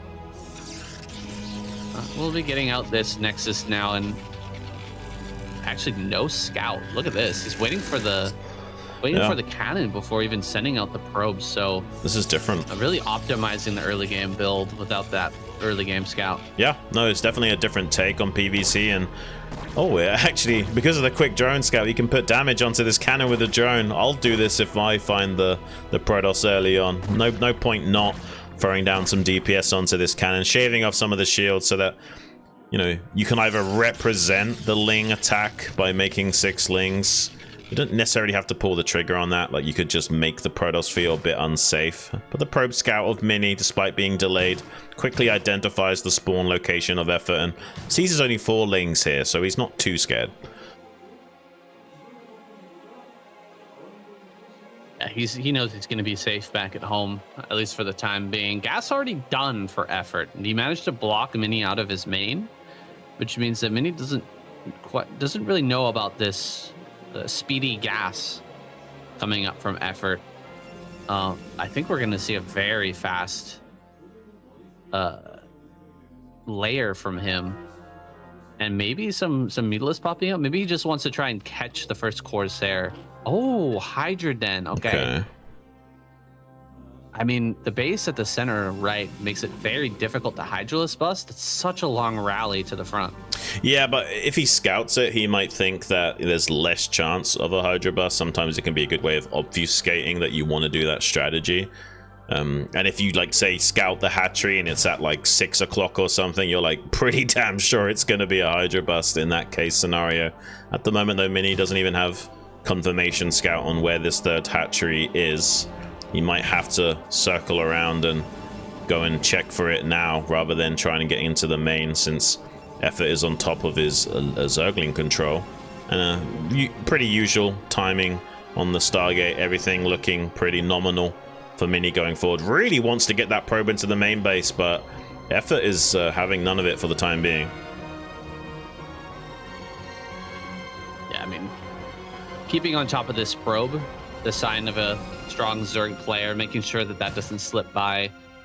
Just showing off his multitasking at 500 APM. Mini at nearly 600 himself, just blazingly fast. That's almost too fast at that point. 600 APM, like you can barely even see what you're doing. Yeah, the keycaps are going to start flying off the keyboard if he's not careful, especially with those Wolverine claws. Okay, so more additional lings are out to deny the hopes of Mini. He really thought he was finally past the defensive line of those initial 4 Zerglings, but the rest cleared up that probe scout neatly. 2 Zealots, though, making their way over to this 3 o'clock expansion. Overlord will spot that, but the lings are technically out of position. He might be able to deny some mining here. Yeah, I think that's a likely scenario. Ling speed's not done. He turns the Zealots away after seeing the Overlord, so he knows that with those being scouted, he's probably not going to get too much done. Right. Hydra's on the way. He's not going to spot them coming with the Corsair not taking the path of the Hydras going across the map, and the Zealot's just hanging back here. I mean, he's got to send these in. He's got to send them in and start doing some damage because the Hydras are coming. Is he actually going to get busted? Maybe. These cannons are so late. Front. 1 cannon and only 2 Zealots. This is a scary moment for Mini. He needs some vision on some mineral patches so he can pull the probes to the front. I think he's got vision on the minerals over at the 3rd base of Aver. Cannon goes down. Lings battling with these Zealots. Probes have to be pulled all the way out to the front because he has to buy some time. I think he might just be dead, Xun. I think he Mini might. not able to get these cannons up. Oh, he snipes it just as it starts to open. He does get 1 more cannon finished up, but Forge and Gateway now completely exposed. He's lost some probes in the... He's going to go after the Overlord. Maybe he can get a DT out. Oh, the pylon. It's unpowered. He can't even make anything. He's tilting. He throws his head back.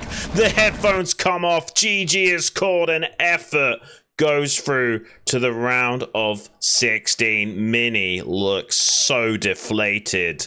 He got knocked out of the qualifiers in the previous ASL and now has been stomped in his next journey. Unfortunately for him, being eliminated now. That means we're only going to have a few Protoss players. I think we got 5 Terrans in the round of 16, but I think only 3 Protoss players. I guess that does, like I said before, increase the chances of some of these other good Zergs getting knocked out in ZVZ.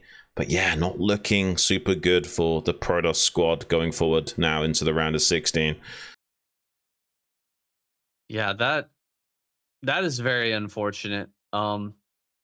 Really low count of Protoss making it through, and funnily enough, one of the only Protosses is Shuttle.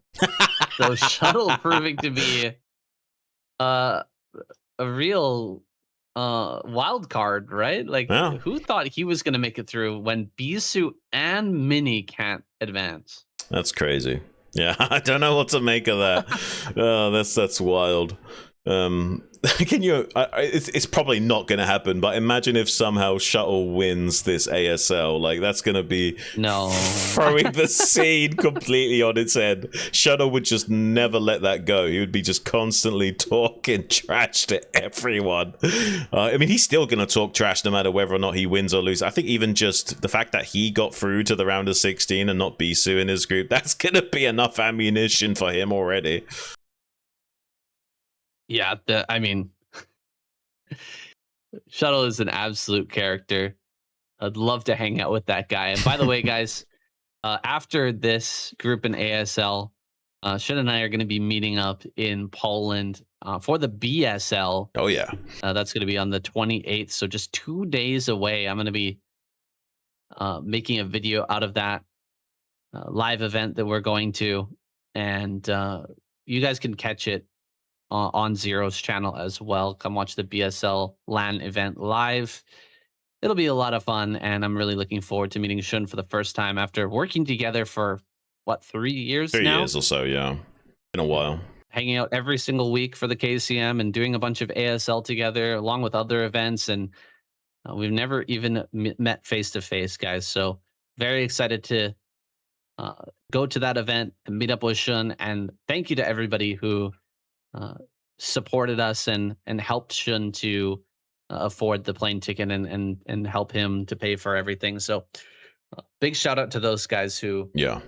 helped us out with that. Yeah, Made that happen. Thank you so much, guys. You're too kind to me. I really do appreciate it. I was kind of blown away. Like, I thought you would raise a little bit of money, but I didn't realize you would raise that much.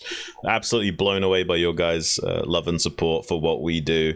And we will continue to bring you guys the very best possible live coverage of the ASL and do a great job in our bread and butter for the KCM as well. It's been such a dream come true being able to be alongside Saiyan, bringing you guys this ASL coverage, and looking forward to see what the round of 16 holds for us going forward, and really excited to meet Saiyan in the flesh and hang out with him and do some live first person coverage of that event as well. I'm sure we'll be doing a lot of BSL casting when we're actually at that event. It's going to be a lot of fun, man. Yeah, it's going to be really fun. Just want to mention also the KCM. I think we'll be producing that next week. Since there's going to be no ASL for 1 week, we're only going to be having the group selection event on Monday. It's a week break. So great time to put out a few KCM casts. We've been falling a little bit behind on that. So put out a couple of those next week. Keep you guys tide you guys over until the next ASL groups in the round of 16. Should be a lot of fun. I'll probably make a little video about my predictions as well. But we'll have to wait and see. That should be a really fun group selection with Shuttle in the mix. Yeah, I'm looking forward to the banter, man. These guys are real characters. They're not necessarily the best players on the planet, but they know how to talk. Really exciting, and no wonder they're such successful, charismatic streamers. Hope you guys have enjoyed your stay with us here in the round of 24. But like Saiyan says, we'll have a little bit of a break. So see you guys in a couple of weeks for more great StarCraft action. And in the interim, we'll get a few KCM casts out for you once we're settled from the trip in Poland. I think I'm getting back on the Tuesday next week. So we'll bang out some KCM casts after that and have a more in store for you guys very soon. Thank you so much to everyone for tuning in and watching on StarCastTV on the YouTube channel. Your support means the world to us. Love you guys. Bye, guys.